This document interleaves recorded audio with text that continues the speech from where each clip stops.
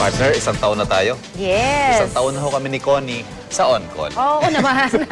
Wala nang Isang iba. taon na ho ang on-call sa paghahatid ng serbisyong totoo. Bahagi po niyan ay ang pagtulong natin sa ilan nating kababayang nawalay sa kanilang mga mahal sa buhay. Yes, partner. At sa loob po ng isang taon, may ilang reunion at po talaga tayo na di natin makakalimutan dahil sa tuwang naidulot nito sa ating mga nananawagan. Narito po ang ilang mga tagpong umantig sa ating pong damdamin. Sa loob ng isang taong paglabas sa GMA News TV, naging tulay ang on-call sa pagtatagpo ng ilan nating mga kababayang nagkawalay. September 12 noong nakaraang taon nang humingi ng tulong si Nanay Maria sa on-call para hanapin ang anak niyang si Ronald Francisco na halos 2 buwan nang nawawala. Hindi naman nakakilala. Sana naman nila, ibalik. May contact number naman. Gusto ko rin kahit ganyan lang siya, makauwi rin sa amin. Matapos ng isang buwan, muli naming inimbitahan si Nanay Maria para manawagan ng live sa studio. Ang hindi alam ni Nanay Maria, kasama na ni Edsel Sarcos ang kanyang anak na si Ronald Francisco. Si Edsel ang pansamantalang kumukop sa bata habang wala ito sa piling ng kanyang pamilya.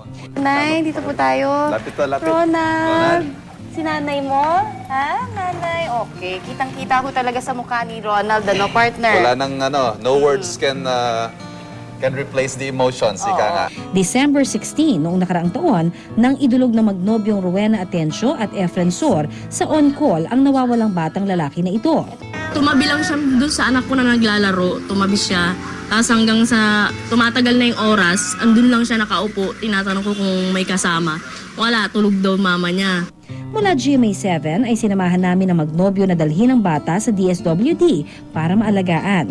Matapos ang 4 na araw, muli namin kinamusta ang bata na nasa pangangalaga ng DSWD. Kahapon ng mga alas 4:30 ng hapon ay ibinalik na namin sa mga magulang. Si Mr. Jackie Canyeberal Sr. at yung nanay si Arlene Canyeberal. Kaya naman agad naming pinuntahan ang kinaroroonan ng pamilya Canavera at sa aming pagbisita, isang masiglang bata na. Kapiling ng kanyang ama't ina ang aming nakita. Maraming salamat po sa on-call na tumulong po sa anak po namin na mapunta po siya sa DSWD. January 10 nang manawagan si Emily Morales para sa kanyang nawawalang pamangkin na si Wilfredo Pidong Hausyan. Napakahirap. Kasi iniisip ko siya palagi, hindi ako mapagkatulog. Napakahirap ang nawawalan ng isang miyembro ng pamilya. Matapos ang 2 araw, inimbitahan si Emily sa studio ng on-call para ibigay sa kanya ang magandang balita. Alright. Wilfredo. Salamat po! Nakauwi ka na. January 16 naman nang tugunan ng ating programa ang live na panawagan ni Nelia Victoria para sa kanyang nawawalang ina na si Nanay Crescencia Finn. Ang hindi alam ni Nelia, kasama na ng DSWD si Nanay Crescencia sa backstage. Nanay, nandyan na po siya. Kaya naman, nang magtagpo ang mag-ina, bumuhos ang emosyon. January 26 nang unang manawagan si Mang Danny Clemente para sa anak na si Noli Clemente. Si Noli ay 15 taong gulang at may sakit na autism. Matapos ang 4 na araw, muli naming binalikan si Mang Danny.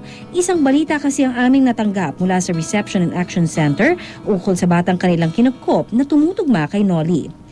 Wala silang kamalay-malay nang biglang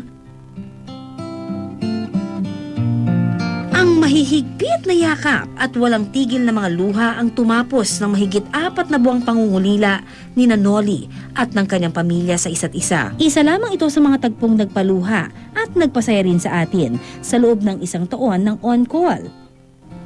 Mga pagtatagpong bumago sa buhay ng ating mga natulungan at nagbigay pag-asa at inspirasyon para sa karamihan.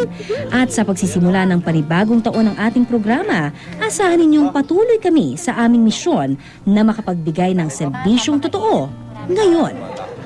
Iyakin po yan, sir. Ayun na Ay, nga. naluluha. Hindi, masaya tayo, di ba? Dahil Nakakatuwa, partner.